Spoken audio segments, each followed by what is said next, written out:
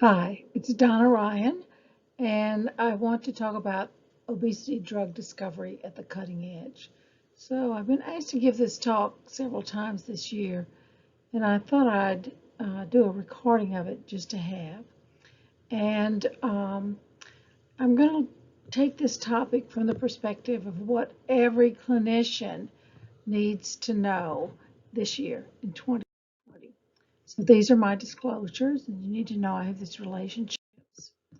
And what I want to do with this is start off with the drugs that are in phase 3 that we're likely to see fairly soon, what might come later, and then move on to just say a few words about what this all means for the practice of obesity medicine.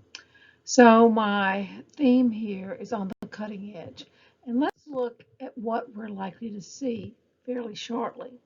So there are 4 drugs in phase 3, semaglutide 2.4 milligrams, tirzepatide, Setmelanotide, and tesofensine. Let's start with the most exciting one, which I believe is semaglutide. So we know the body has a native hormone, GLP-1. It's produced by the L cells of the intestine. It travels to the brain and after a meal, and it tells the brain that food is on the way, and it reduces food intake. It promotes satiety. So the half-life of native GLP-1 is about 1 to 2 minutes. We already have a drug on the market, liraglutide. It's marketed for weight management as Saxenda and for diabetes management as Victoza. That shows a lot of homology with native GLP-1. It has a half-life of 13 hours. But I'm showing you here on the right the formula for semaglutide. So it's a peptide, it's multiple amino acids. It has 94% homology with native GLP-1. It's got 2 amino acid substitutions, and then it's got a long spacer and a big C18 fatty acids moiety. And so what these things do is they prolong the life of this compound. It creates pharmacology out of a physiologic compound.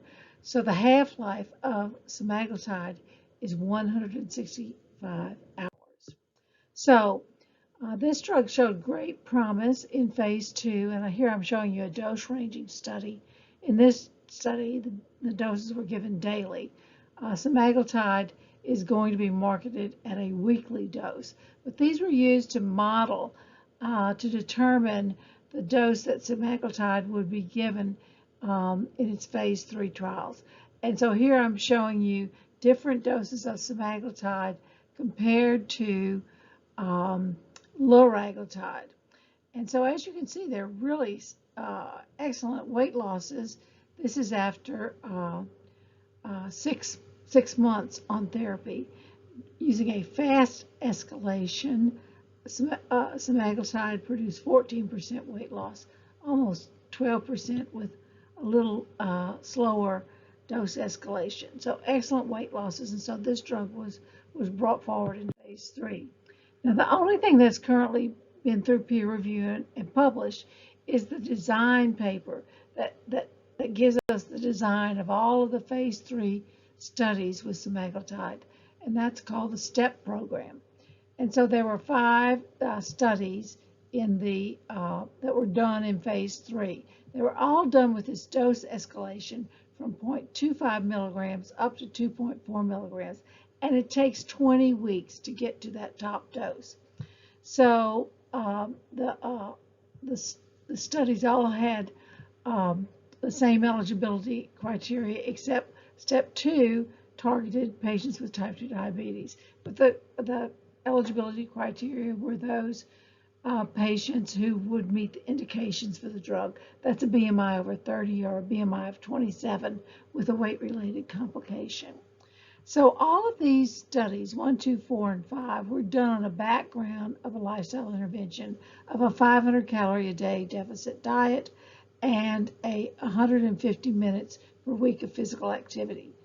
Step 3 was done with a more intensive approach, where there was an initial 8-week low-calorie diet, so the calorie content was fixed, and then 60 weeks follow-up on a hypocaloric diet. So let's look at some semaglutide results. Well, nothing has been published yet. We're not likely to see these publications and the details until 2021. But we do have some press releases that are out there. And so what I've done is I've gone to the Novo Nordisk website, read the press releases, and created these slides for you. So step one is 1,961 adults, and we're seeing treatment results at 68 weeks. The average weight loss at 68 weeks was 14.9%.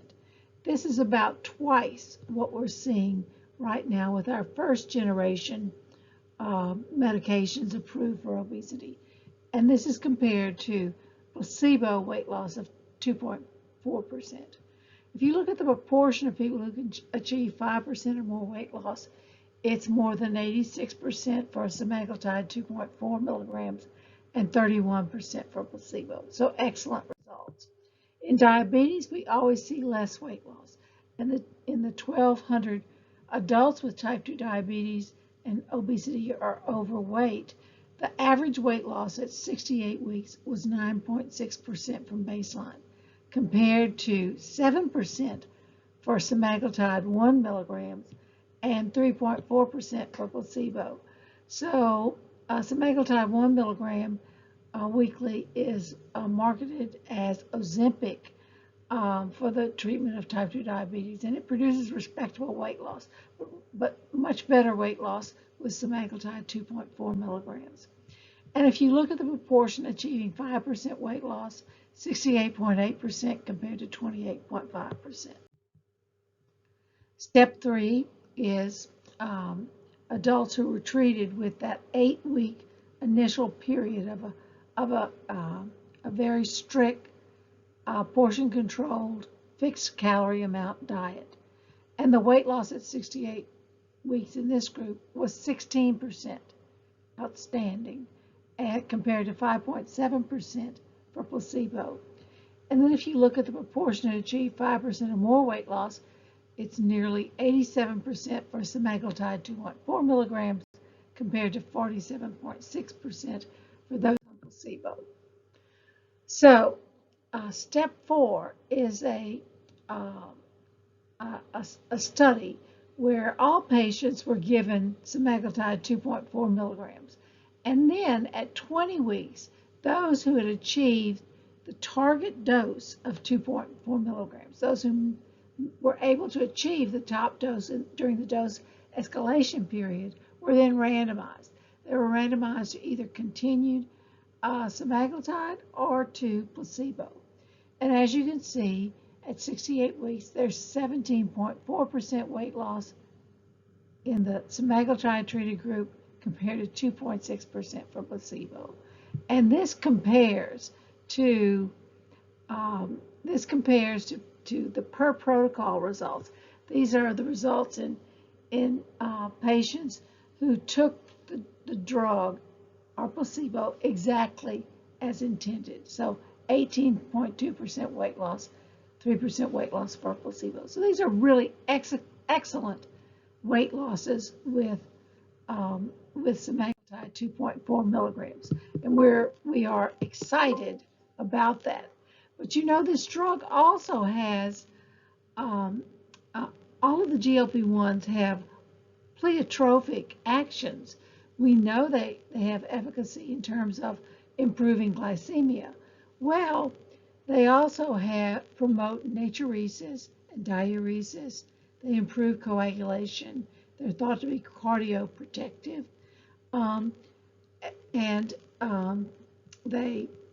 So they also are thought to perhaps reduce inflammation. So overall, the effects of GLP-1 receptor agonists are thought to be positive, and indeed in cardiovascular outcome trials, these compounds have shown efficacy in reducing cardiovascular events in people who have type 2 diabetes. Well, with semaglutide 2.4 milligrams, we're going to see a cardiovascular outcome trials, and it has two important things about it. This is the SELECT trial. First, it has no patients with established diabetes in this trial. This is the first study done in patients who are at high risk for cardiovascular disease. They have a history of a cardiovascular event in their past, but they don't have type 2 diabetes. So that's new and novel. And the other thing that is important about this study is that it's powered for superiority. Heretofore, all of our cardiovascular outcome trials in obesity medications were done with smaller numbers, and they were powered to detect non-inferiority. That is, that the drug wasn't bad for you. So this is a first. And if it does indeed reduce cardiovascular events in people at high risk who don't have diabetes, this is going to be a game changer for the obesity field, because it'll mean that the standard of care for our patients with obesity is to treat them with medications that can reduce their risk for heart attack, for stroke, and other cardiovascular events. Okay, let's move on. The next drug that I want to talk about is Tirzepatide, and it entered phase 3 at the end of 2019. It also appears to be associated with very good weight loss efficacy. So here's their phase 2 study showing different doses of Tirzepatide, and here with the 15 milligram dose has 11.3% weight loss.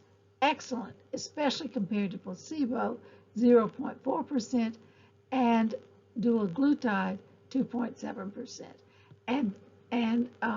These results are at 26 weeks. So these are after 6 months on the drug. Really excellent results with this drug. Now this Tirzepatide is a GLP-1 GIP receptor agonist. It's targeting both the GLP-1 receptor in the brain and also the GIP receptor. And so we're going to be talking about that in a minute. So hold that thought for now. Okay, moving on. The next drug that's out there is one that's really the first of our drugs that's looking at a precision medicine approach for obesity. And this medication is called Setmelanotide. It's a melanocortin 4 receptor agonist, and it's being developed under an orphan drug strategy to look at efficacy in POMC deficiency, leptin receptor deficiency, Bardet-Biedl syndrome, and Alstom syndrome. So here's the paper that described the first 2 patients treated with this Setmelanotide. And here's the weight profile from age 1 to adulthood in patient 1 and in patient 2. So really severe obesity has developed over the lifespan in these 2 young women. And here's the result in patient 1 of treatment with Setmelanotide. So both of these patients had POMC deficiency. And so treatment with Setmelanotide rapidly induced weight loss. Here, almost 50 kilograms of weight loss over 40 weeks. Outstanding results with this. The bars, the gray bars, represent appetite scores. So very good weight loss in patient 1. Similarly good weight loss in patient 2. So, although over a shorter period of time, and the axis here shows weight loss of about 20 kilograms, but really only in about 12 weeks. So excellent efficacy in these first 2 patients treated with the drug. So in phase 3 with this drug, all the studies in phase 3 have this study design. So these are all being done in patients who have these genetic or syndromic obesities, and therefore they're younger. These are adolescents, children, and young adults. And so the dose varies by patient. So there's a therapeutic dose determination period where the effect of the drug is given up to 3 milligrams. Is determined based on hunger scores. Then there's 10 weeks of open label therapy. And if patients lose at least 5% or 5 kilograms in this first open label period. They then enter an 8-week period where there's a placebo control phase, and then including a 4-week placebo withdrawal period. Then there's open label treatment at the therapeutic dose for the patients for 32 weeks. So let's see how patients respond to setmelanotide. So here are patients with POMC deficiency. There are 10 patients who entered this study, 9 with POMC deficiency and 1 with this PCSK1 deficiency, and that's the enzyme that converts POMC to alpha MSH. So 8 of the 10 participants in this achieved 10% or more weight loss.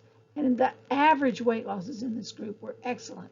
So the average weight loss was 25% from baseline. This is a mean weight loss of about 32 kilograms. So really excellent weight losses for most patients with POMC deficiency when treated with setmelanotide. Let's look at leptin receptor deficiency.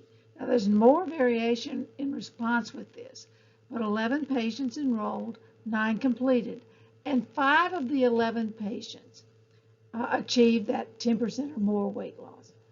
And you can see that the average weight loss from baseline was 12%, or about 16.7 kilograms. Some patients did much better.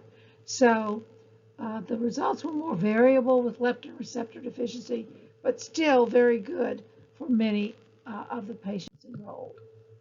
Now, here's something that's been published. I haven't been able to show you published data on setmelanotide, but the data was presented for POMC deficiency and leptin receptor deficiency at the Obesity Society. So I was able to go on to the Rhythm Pharmaceuticals website and get that data to show to you. But here's something that's been peer-reviewed and published, and that's Bardet-Biedl syndrome. 10 patients enrolled, 8 entered the extension at 12 weeks, and 7 completed at 52 weeks. So here we're seeing over 12 months cumulative weight loss of almost 19 kilograms, or 16.3%. So very good weight loss with Bardet-Biedl syndrome. Now, what about safety and tolerability? Well, in all of these studies, this was described as generally well tolerated. The chief adverse events would be injection site reactions, skin discoloration, and nausea and vomiting. Setmelanotide shall go up before the FDA. Hopefully this year, it'll seek FDA approval in 2020. Okay, there's one more drug that's been in phase 3, and that's tesofensine. So tesofensine is a reuptake inhibitor of monoamines, and it has an issue with noradrenergic activity. So it's a sympathomimetic drug in addition to producing weight loss. It has effects on blood pressure and pulse. So here is the weight loss results with different amounts of placebo, 0.25 milligrams of tesofensine, 0.5 milligrams of tesofensine, and the highest dose, I think this was 1 milligram of tesofensine. So as you can see, very respectable weight losses, 11.2% with this 0.5 milligrams of tesofensine. The problem is that there's a lot of sympathomimetic activity here. So 7.4 beats per minute increase in heart rate at this dose. So the drug is intended to be brought forward along with a beta blocker. So it'll be given along with metoprolol 50 milligrams to block those adrenergic effects. Hopefully we'll still get the weight loss with tesofensine. It's also going for a syndromic obesity, Prader-Willi syndrome. But there's a company in Mexico that is also bringing tesofensine into phase 3 by itself. No beta blocker along with it. So we'll have to wait and see what happens to that. Okay, that was it for part 1. I've chosen to illustrate part 2, which is drug development earlier in the pipeline. And I'm doing this, I'm illustrating this with the Bob Dylan Cutting Edge album. I'm not really recommending this. It's a little too introspective for me. But if you like Bob Dylan, you can try this album. Okay, so let's look at the preclinical phase 1 and phase 2 compounds. Well, the one I think that's most exciting is this long-acting amylin analog, and it's called AM833, and it's being developed by Novo Nordisk. So I was able to get this data extracted from a press release, not peer-reviewed. So this is a phase 2 study in 706 adults, 100 per treatment, and I'm showing you the results of one of those arms. And the 4.5 milligram dosage arm. And as you can see, at 26 weeks, we have very respectable weight loss. That's early. And it's 10.8% weight loss compared to 3% for placebo. This, again, is a long-acting analog that they've developed, and it's given only weekly. What's really exciting about this compound, though, is when it's given with semaglutide 2.4 milligrams, how much weight loss we're getting. So you can see that we're getting, on average, 17.1% weight loss at 6 months, at just 20 weeks, that's 5 months, when semaglutide 2.4 milligram is given with AM833. That is incredible. What about safety and tolerability? Well, they did say that the GI side effects, which you would expect from both of these drugs, is comparable to what you see with semaglutide alone. So we'll have to wait for more data on this, but the amount of weight loss with this combination is very exciting. And I was able to get this slide that shows the trajectory of weight loss, and this is from a data that was shown to investors by Novo Nordisk, but it shows over the 26 weeks the 10.8% weight loss. And interestingly, it hasn't plateaued with this AM833. And when both are given together, AM833 and semaglutide 2.4 milligrams, you've got 17% weight loss in 20 weeks, and it's by no means approaching any kind of plateau. So this is really an incredible amount of weight loss. Okay, now let's talk about unimolecular polyagonists. Well, I already told you about one of these, and that's a GLP-1 GIP combination being developed by Lilly.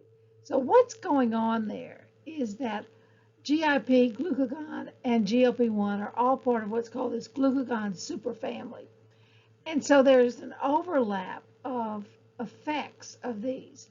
And the idea is in a single molecule, you may be able to hit receptors for more than one of these compounds. So if you hit GLP-1 and glucagon, you could probably maximize body weight loss. If you hit GLP-1 and GIP, you probably maximize glycemic control. And if you could get all three, you could have great effects on both body weight and glycemic control. So these single molecules hitting multiple receptor targets has been something that lots of companies are interested in. So there were many drugs brought forward as GLP-1 glucagon targeted molecules. And here's how that works. So I'm showing you here GLP-1 peptides. These hit that target in red, the glucagon receptor in green, and both in yellow. So we worry about glucagon because we think it might increase blood glucose. So here we're seeing results in monkeys.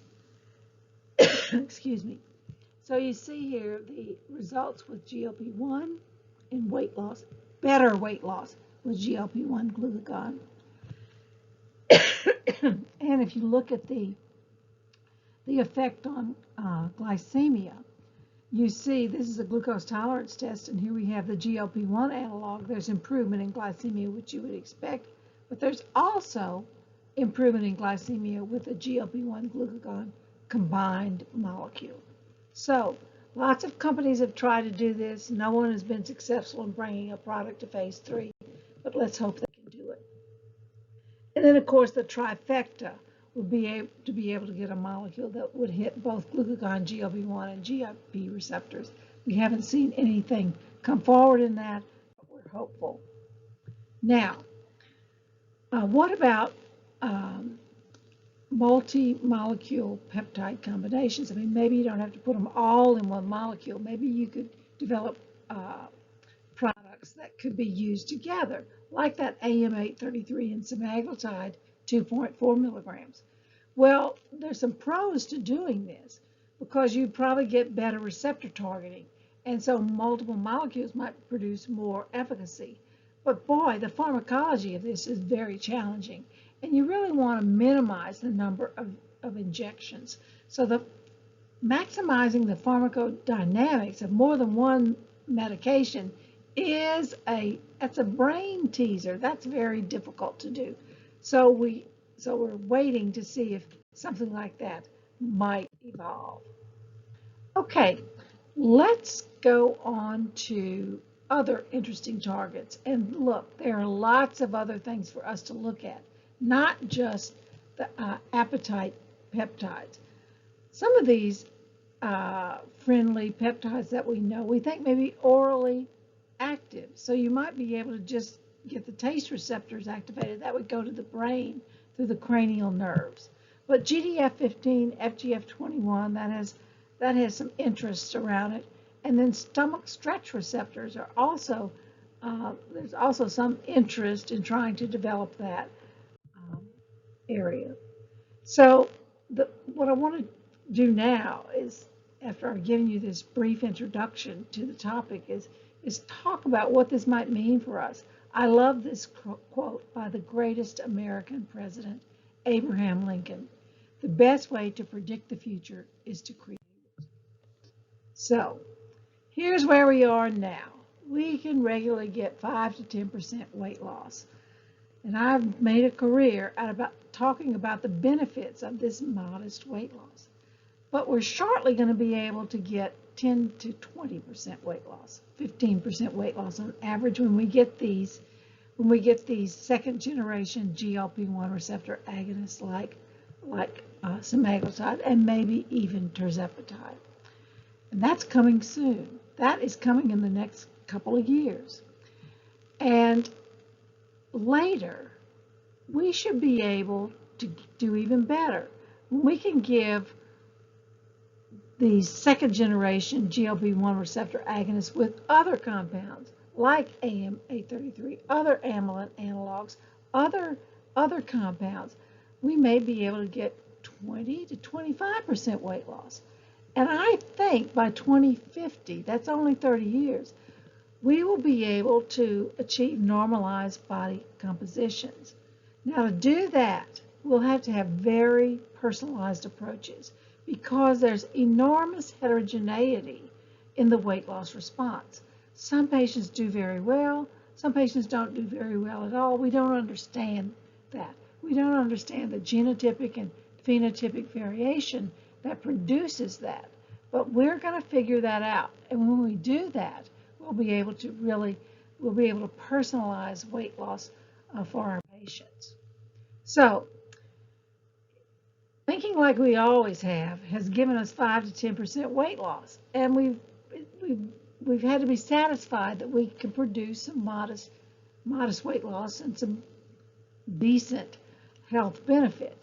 But by learning more about the biology of food intake and energy balance and identifying targets, we've gotten a lot better, and we've gotten a lot better about turning physiology into pharmacology. With better phenotyping and genotyping to direct our therapy, we'll be able to help our patients achieve as much weight loss as they need to maximize health benefits. This is going to revolutionize obesity treatment.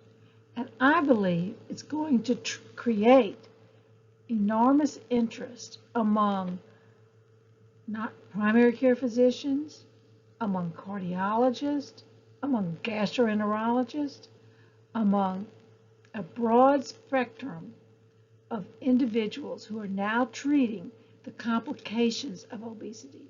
If we can treat the underlying cause of those complications, the obesity itself, we can really help our patients. So I'm very enthusiastic about what's going on in drug discovery in obesity. And I hope I've conveyed that to you. So I want to thank you very much for listening to me about this.